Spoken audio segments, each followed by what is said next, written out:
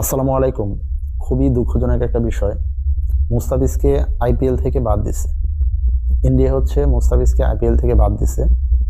তো এই ক্ষেত্রে আমাদের যেটা করা উচিত, আইপিএলকে সম্পূর্ণভাবে বয়কট করা, আইপিএল এর কোনো খেলা যাতে আমাদের বাংলাদেশে সম্প্রচার না হয় তার ব্যবস্থা করা, কোনো টিভি চ্যানেল যাতে আইপিএল এর খেলা না দেখায়। পাশাপাশি ইন্ডিয়ার যত টিভি চ্যানেল আছে সবগুলো টিভি চ্যানেল বাংলাদেশের সম্প্রচার বন্ধ করা, যাতে বাংলাদেশে ইন্ডিয়ার কোনো টিভি চ্যানেল দেখানো যায়। আমাদের হচ্ছে ওরা বয়কট করতে পারলে আমরা কেন করতে পারি না? আমাদের অবশ্যই তাদেরকে বয়কট করতে হবে। পাশাপাশি ইন্ডিয়ার যত ধরনের পণ্য আছে সবকিছু আমাদের বয়কট করা উচিত। সামনে হচ্ছে টি-20 বিশ্বকাপ ইন্ডিয়া এবং শ্রীলঙ্কাতে হবে।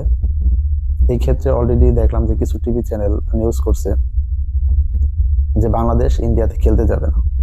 এটা খুবই একটা ভালো একটা সিদ্ধান্ত নিয়েছে এবং এই সিদ্ধান্ত যাতে অনড় থাকে, যাতে কোনোভাবেই ইন্ডিয়াতে খেলতে না যায় এবং বিশ্বকাপের খেলাগুলো যাতে সবগুলো শ্রীলঙ্কাতে হয় তার ব্যবস্থা করা। এটা হচ্ছে আন্তর্জাতিক ক্রিকেট কাউন্সিল আইসিসি যাতে এই ব্যবস্থাটা করে। ধন্যবাদ।